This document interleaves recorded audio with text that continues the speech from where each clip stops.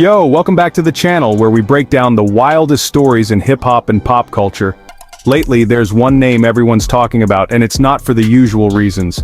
The music stopped, the lights are off, rumors have exploded into outrage, and the world is watching. Allegations are dragging Diddy from penthouse luxury to harsh reality. This story is wilder than anything you've ever heard. Number 10. Let's rewind to the 90s. Bad Boy Records wasn't just a label, it was a movement. The energy was electric, and the streets of New York felt it. Bad Boy was everywhere. On the radio, in the clubs, and in the headlines. It was more than music. It was a lifestyle that defined an era. Disputes weren't always settled with lawyers, sometimes it was intimidation. If you crossed Bad Boy, you felt it, whether you were an artist, a rival executive, or a journalist. This wasn't just business, it was empire building with menace. Every move was calculated, every entrance a statement. The line between business and street was intentionally blurred. The public saw the glitz, but insiders saw a CEO who blurred the lines between corporate and street power. Diddy's boardroom was just as intense as any club, and his associates were as comfortable in suits as they were in streetwear. Number 9. In 1999, the world of hip-hop was dominated by one name, Diddy. He was on top of the world, a true icon of the era, with hit records and a lifestyle everyone envied. He was dating the sensational Jennifer Lopez, living what many would call the ultimate dream life, filled with glamour, fame, and non-stop success. But one fateful night at Club New York, everything changed in an instant, altering the course of his life and career forever. An argument erupted, followed by gunshots that pierced the night, creating chaos and leaving 3 people injured in the aftermath. The incident dominated headlines and the trial became a media circus. Many in the public felt that Diddy had abandoned Shine, leaving him to face the consequences alone, a move that sparked controversy and changed public perception. Number 8. Now, the heaviest chapter, Biggie's murder in 1997. Officially, it was a drive-by, a casualty of the East Coast-West Coast war. But for decades, whispers and theories have swirled, many pointing back to Diddy.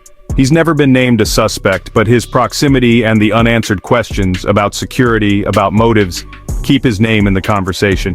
Biggie's death made Diddy even bigger, fueling suspicion and speculation. The unsolved murder hangs over Diddy's legacy, feeding the image of a man who always emerges more powerful, no matter the tragedy. It's a turning point that left the world wondering what really happened behind the Bad Boy curtain. Number 7. As Bad Boy grew, so did Diddy's reputation for control, over artists' careers, money, and even their lives. Mase, The Lox, Craig Mack, and others say they signed away publishing rights for pennies. The Lox had to publicly fight to escape their contracts. Mase called Diddy out for refusing to sell back his own music. Diddy micromanaged everything, what artists wore, how they talked, what they made. The result? Resentment and a pattern of domination that mirrors later abuse allegations. It was about power, making sure everyone depended on him. If he could control their money, why not their lives? Number 6. For years, Diddy's dark side was just rumor. Industry whispers, wild party stories, jokes from Katt Williams. But then, the whispers got louder. Former bodyguards like Gene Deal spoke out, describing intimidation and fear. Lawsuits from former staffers, chefs, nannies started piling up. Each case alone seemed minor, but together they painted a disturbing picture. Journalists and documentaries began connecting the dots. Diddy's PR machine couldn't keep up. The smoke was too thick to ignore.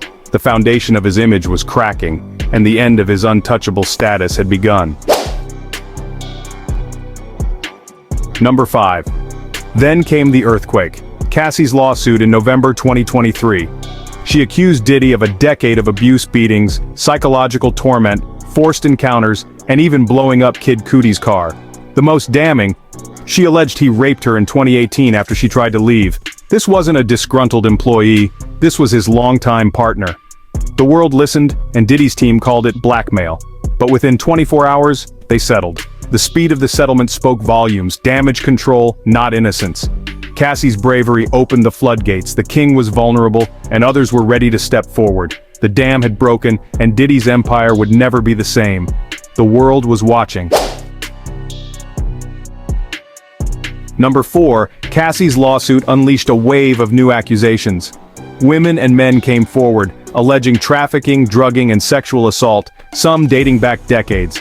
Producer Lil Rod Jones accused Diddy of harassment and assault, providing texts and photos as evidence. The Adult Survivors Act gave victims a window to seek justice, fueling the storm. The stories were consistent: coercion, violence, a man who thought he was untouchable.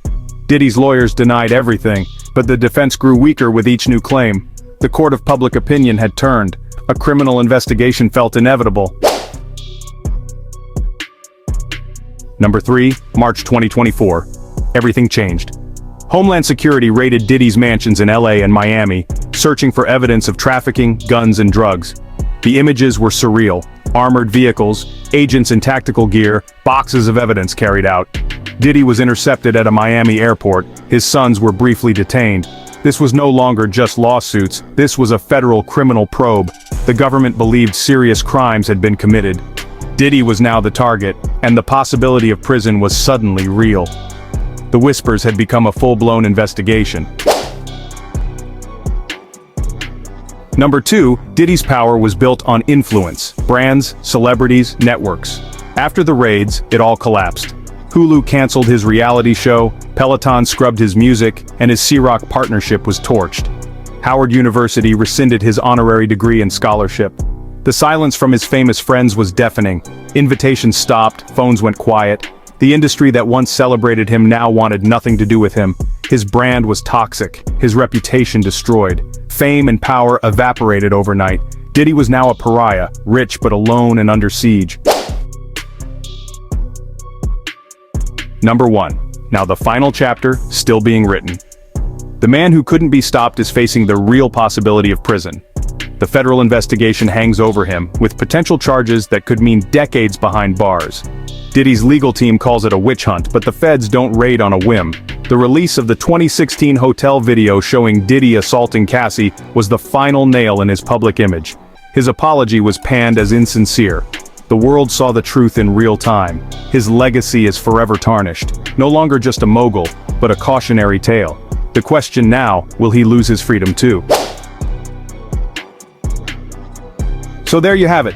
The 10 turns that took Diddy from icon to outcast. He built an empire on power and control, but the secrets caught up. The higher he rose, the darker the story became. Now, the walls are closing in, and the myth has imploded. His legacy may be defined not by music, but by scandal and destruction. This isn't just the end of a career, it's the fall of hip-hop's most powerful CEO, Jailbird.